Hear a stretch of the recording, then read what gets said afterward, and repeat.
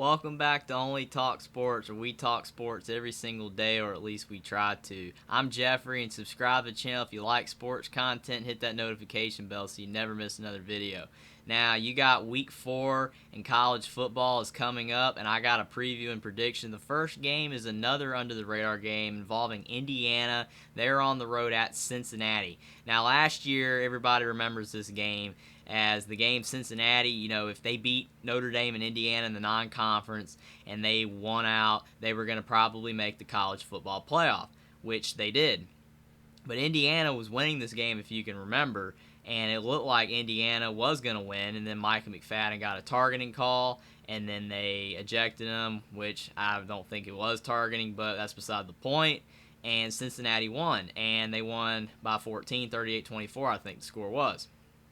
And this year, you've got Cincinnati that obviously they've already lost a game. They've lost to Arkansas 31-24. Now, Arkansas is a good team, even though Arkansas struggled a little bit against Missouri State, and they did beat South Carolina by 14, but Georgia floored South Carolina, so you can tell Arkansas is not on the level of Georgia. But Cincinnati only lost by 7, so it's not a bad loss, which dropped them out of the top 25 because they were ranked to start the season. Then they beat Kennesaw State 63-10, which Kennesaw State is a terrible team. And Cincinnati beat Miami, Ohio 38-17, which they were actually losing at first, but then they came back and basically, you can say, rolled over Miami, Ohio, even though it took them into the second half to do so. Luke Fickell is a fantastic coach. I have a lot of respect for Luke Fickell because when you turn a program like Cincinnati, and that was terrible, and they were going 1-11, and turn them into a team that could make the college football playoff and the American Conference level, that is fantastic. Again, Luke Fickell is a great coach. He got quarterback Ben Bryant to replace Desmond Ridder, who was a fantastic quarterback. And Ben Bryant, he transferred from Eastern Michigan, and he was really good last year for Eastern Michigan. But again, Ben Bryant, he's not a scrambler that much, unfortunately, for Cincinnati fans like Desmond Ridder was, because Desmond Ridder was more that dual threat, where Ben Bryant is more of a pocket passer. He had 2 touchdowns and 1 pick against Miami, Ohio, so he can play, but I don't think he's as good as Desmond Ridder, but he can play. So it's going to be interesting to see how well he matches up against the Indiana defense that does like to stop the pass. Charles McClellan at running back, he had over 100 yards and 2 touchdowns against Miami, Ohio, so he's doing a lot to replace Jerome Ford, who they had last year.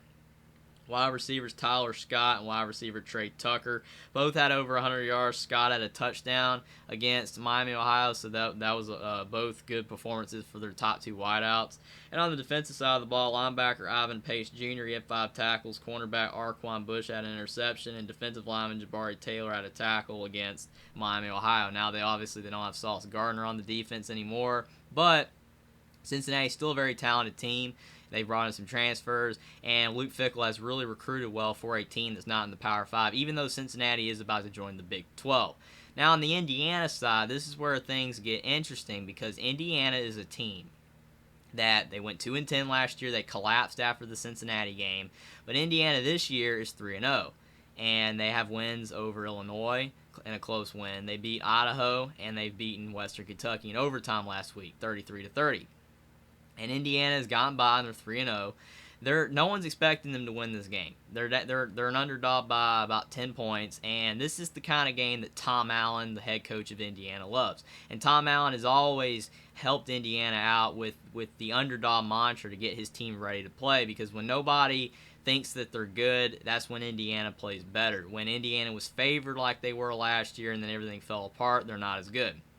Transfer quarterback from Missouri, Connor Bazelak's been a revelation for Indiana. He can throw up the ball over the field, something Michael Penix could not do last year because he lost his confidence, now which he's doing at Washington now. Bazelak has 5 touchdowns and 2 picks. He's playing good. Has over 800 yards. I think he's 20th in the FBS in passing. On the ground, Sean Shivers and Josh Henderson, both running back transfer from Auburn, North Carolina, are both doing really good on the ground for Indiana. And at the wide receiving core, they have a double-headed monster in DJ Matthews and Cam Camper, who've both played fantastic for Indiana. And on the defensive side of the ball, their leader is linebacker Cam Jones.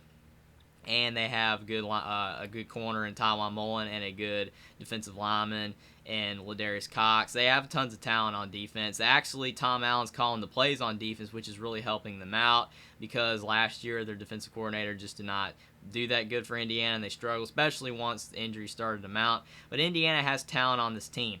Who has more talent, though? That's the question.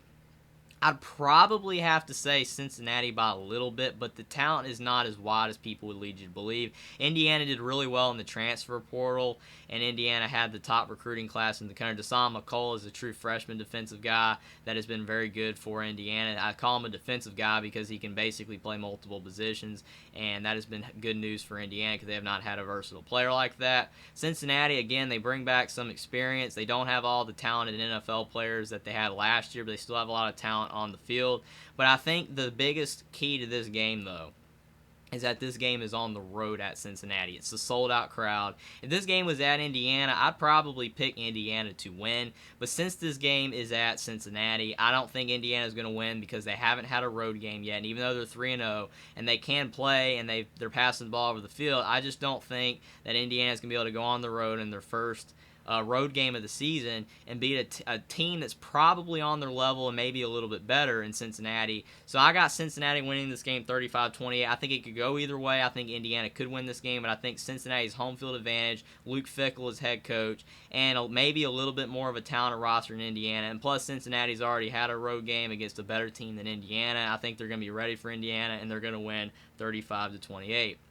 Subscribe to the channel for more sports content. Like this video down below. Comment down below what you think about this Indiana-Cincinnati game and who you think is going to win. And I will see you next time.